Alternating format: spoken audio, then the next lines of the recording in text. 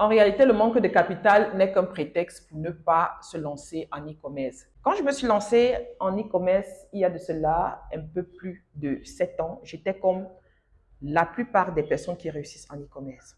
D'accord? J'étais fauchée et sans ressources. D'accord? Donc, qu'est-ce que je faisais? J'allais tout simplement au marché. Ici à Yaoundé, nous avons un grand marché qu'on appelle le marché de Mokolo. Donc, je me rapprochais de certains commerçants.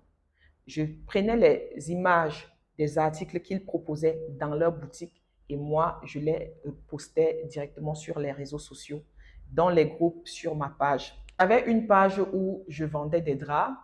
Donc, au départ, ce que je faisais, je prenais les images des draps chez mon fournisseur au grand marché de Mokolo. Je postais. Et une chose en entraînant une autre, j'ai vu qu'il y avait vraiment de la demande parce que les gras étaient de bonne qualité. Le fournisseur, à l'époque, me laissait ses gras à 12 000 francs CFA et moi, je les revendais à 25 000.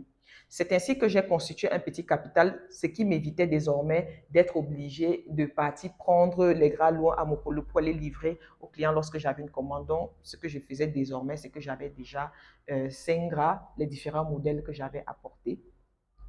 Je postais sur mes pages et une fois que j'avais une vente, je remplaçais immédiatement mon stock.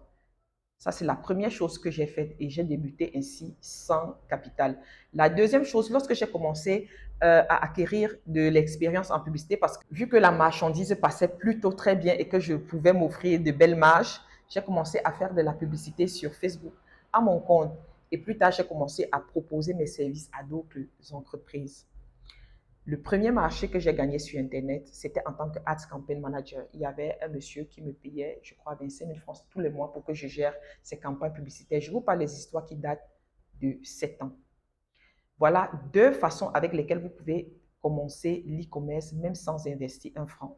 La première option que je vous ai expliquée, c'est, on appelle ça le dropshipping.